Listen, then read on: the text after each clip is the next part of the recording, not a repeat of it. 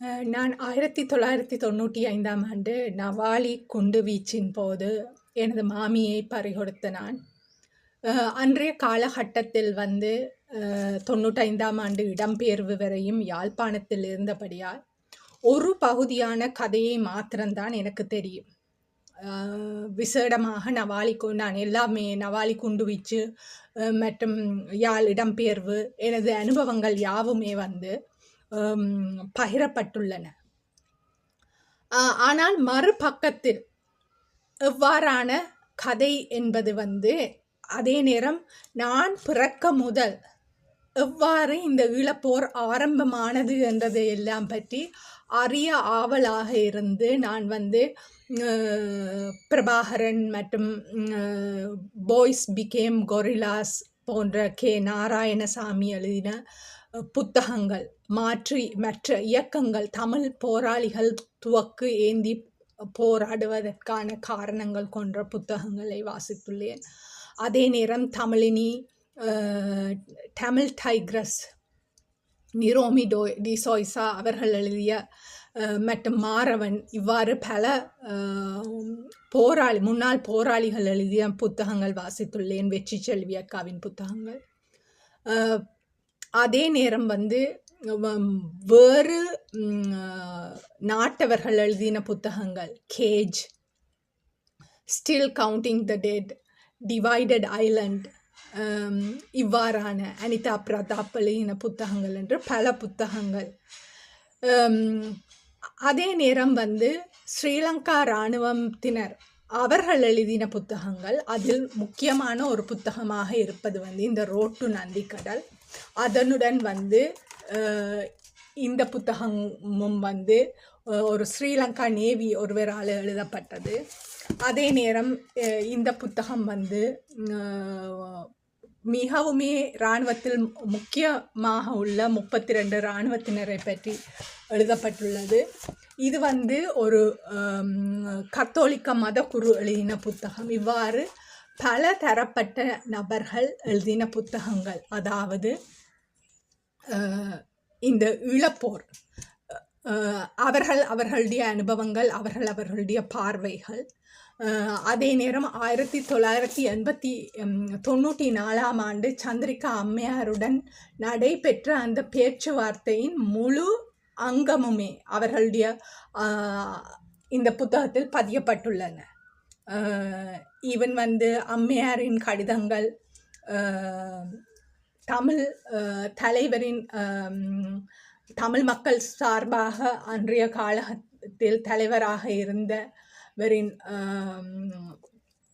கடிதம் என அந்த முழு எவ்வாறு அந்த பீஸ் நெகோஷியேஷன் 94ஆம் ஆண்டு அது நிறைவுற்றது, அது சக்சஸ் ஆகவில்லை என்றது, இவ்வாறு பல புத்தகங்கள். அதில் முக்கியமான ஒரு புத்தகமாக நான் அதே நேரம் நாட்டின் தலைவர்கள், சந்திரிகா அம்மையார், ஸ்ரீமாவோ பண்டாரநாயக்கா, ஜே.ஆர். ஜெயவர்தன, பிரேமதாசா, மஹிந்த, கோத்தபாய, இவர்களுடைய வரலாறு இவையும் எனக்கு மிகவுமே பிரயோஜனமாக இருந்தது. இந்த நாட்டில் என்னென்ன நடந்தது, நான் பிறக்க முதல், நான் பிறந்த பிறகு என்பதை அறிந்து கொள்ள, இது எனது சுய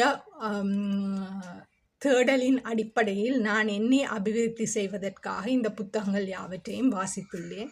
இது எனக்காக நான் செய்த ஒரு சிறிய முயற்சி. எவ்வாறு அந்த கோபம், ஸ்ரீலங்கா அரசின் மீதும் ஸ்ரீலங்கா இராணுவம் மீதும் இருந்த அந்த கோபத்துக்கு நான் எவ்வாறு என்னை அதிலிருந்து விடுவித்து கொண்டு எவ்வாறு ஒரு நல்லிணக்கத்தை எனக்காக எனக்குள் உருவாக்க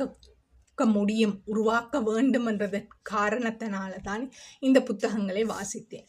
அதில் இந்த புத்தகம் மிகவுமே ஒரு முக்கியமான புத்தகமாக இருப்பதற்கு காரணம், நான் நிறைய விடயங்களை மிகவுமே இது 1983ஆம் ஆண்டில் ஆரம்பிக்கப்பட்டு 2009 இதுதான் முதலாக இராணுவ வீரர் ஒருவரின் அனுபவத்தை குறித்தான ஒரு புத்தகமாக நான் வாசித்தது. இதில் எனக்கு பிடித்த சில விடயங்கள் தான் நான் பகிர்கின்றேன். ஒன்று அந்த ஒரு கட்டத்தில் ஒரு ஒரு இராணுவ முகாம் தகர்க்கப்பட்ட போது அவர்கள் வந்து அந்த இராணுவ முகாமில் இருந்த இராணுவத்தினர் காயமடைந்திருக்கின்றார்கள். அவ்வாறு அவர்கள் காயமடைந்த போது ஷெல்கள், குண்டுகள் அந்த இராணுவ முகாமை சுற்றியெல்லாம் வீழ்ந்து கொண்டிருந்த போது பாதுகாப்பான இடம் என்று ஒன்றும் இருக்கவில்லை. அந்த நேரத்தில் பாதுகாப்பாக இடமாக இருந்த ஒரே ஒரு இடம் வந்து வெள்ளரசு மரம், போதி ட்ரீ. அதற்கு கீழாக அந்த காயமடைந்த இராணுவ வீரர்களை வைத்திருக்கிறார்கள். அந்த நேரம் வந்து அந்த இடத்தில் மாத்திரம் எந்த ஒரு குண்டு வீச்சும் நடைபெறவில்லை என்று கூறப்படுகின்றது. இந்த போதி மரத்தை பற்றி நிறைய விடயங்கள், அது வந்து எங்களுடைய உடல் நலத்துக்கு மிகவும் ஒரு அத்தியாவசியமான ஒரு மரமாக காணப்படுகின்றது. ஆகவே அந்த மரத்தின் முக்கியத்துவத்தை அறிந்து கொள்ளக்கூடியதாக இருந்தது இந்த புத்தகத்தின் மூலம். அடுத்த விடயம் வந்து இந்த இராணுவ கமால் குணரட்ன இவர் எழுதினவர். இவர் தான் உயிர் தப்பிய சந்தர்ப்பங்கள் பலவற்றை இந்த இடத்தில் குறிப்பிட்டுள்ளார். இவர் மாத்திரமில்லை, நான் பல பேருடைய புத்தகங்கள் வாசித்துள்ளேன். இவ்வாறு அந்த ஒரு மயிரிழையில் உயிர் தப்பிய கதைகள் பலர் கூறியது. அது உண்மையிலே ஆச்சரியமாக இருக்கும். அது எல்லா நாடுகளிலும் எல்லா மதங்களிலும் வந்து இது நடைபெற்று கொண்டுதான் இருக்கின்றது, தெய்வாதீனமாக உயிர் தப்புவது. ஆனால் இந்த இடத்தில் அவர் மிகவும் வலியுறுத்தியது வந்து அவருடைய மனைவியின் அந்த பிரார்த்தனை. அதுதான் தன்னை இறுதி வரை வந்து உயிருடன் வைத்து இருந்தது என்று சொல்லி, அது உண்மையிலேயே என்னை டச் பண்ணின ஒரு விடயமாக இருந்தது. அந்த மனைவி வந்து பெல்லன்வில விஹாரையில் தான் தனது பிரார்த்தனையை செய்திருக்கின்றார். அந்த பெல்லன்வில விஹாரை எங்களுக்கு மிகவும் கிட்ட. ஆகவே இந்த புத்தகத்தை வாசித்த பிறகு நான் அடிக்கடி அந்த விஹாரைக்கு செல்ல ஆரம்பித்தேன். அந்த விஹாரையில் தான் நான் முதலாக இந்த வெசாக்கில் பெரஹராவை முதலாக பார்த்ததும் பெல்லன்வில விஹாரையில் தான்.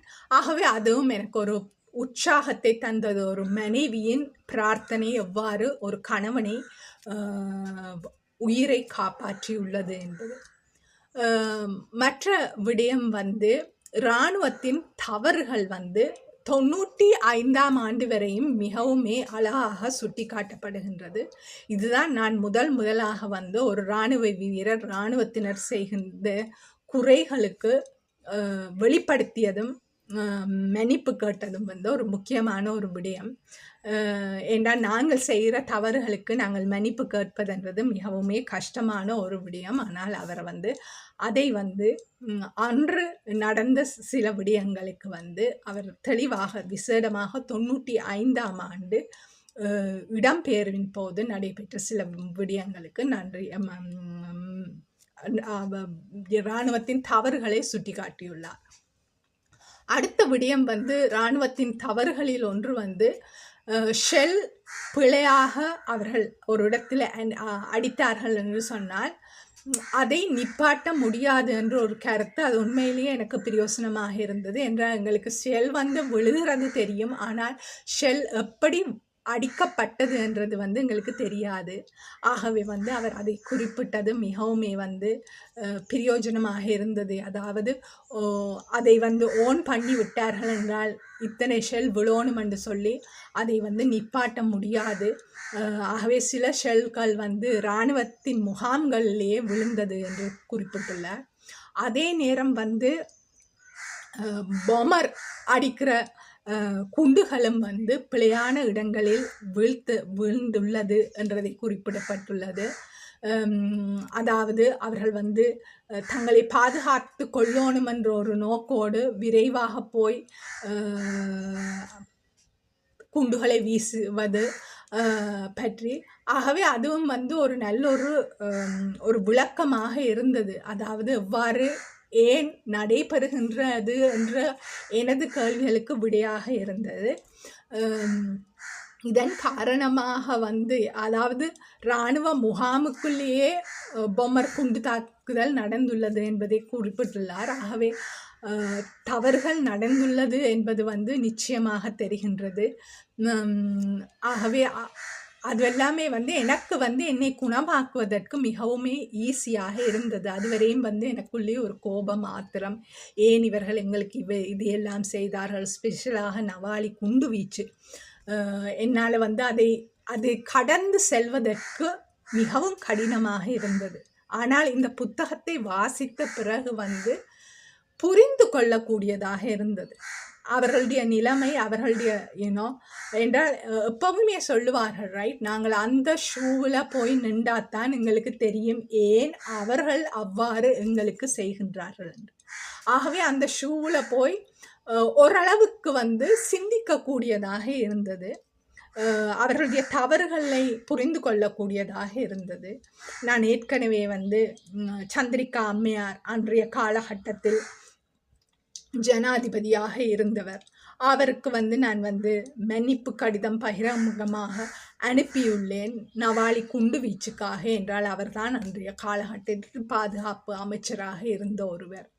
ஆகவே இதற்கூடாக பயணிக்கிறதுக்கு இந்த புத்தகங்கள் யாவுமே எனக்கு உதவி செய்தன. ஆனால் விசேடமாக இந்த ஒரு புத்தகம் வந்து மிகவுமே வந்து ஒரு ஒரு அளவுக்கு வந்து இந்த நாட்டு போரை பற்றி ஓரளவுக்கு தெளிவை ஏற்படுத்தி தந்த ஒன்றாக இருக்கின்றது.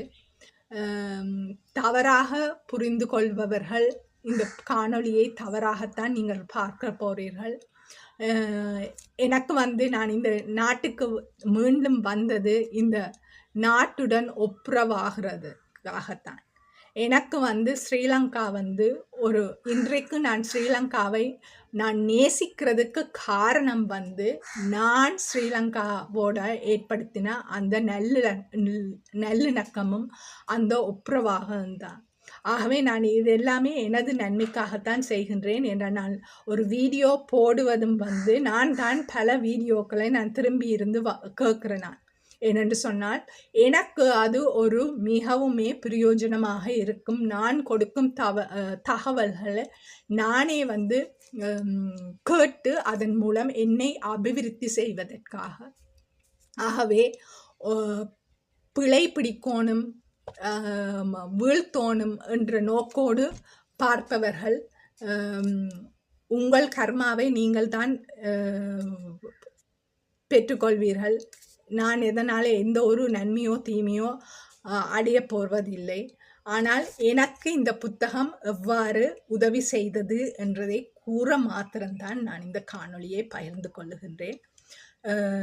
உண்மையிலேயே வந்து ஸ்ரீலங்கா இராணுவத்தினருக்கு ஸ்ரீலங்கா நாட்டிலிருந்து நாட்டில் பிறந்து வளர்ந்ததற்காக என்றுமே நன்றி கடன் பட்டுள்ளேன். நன்றி.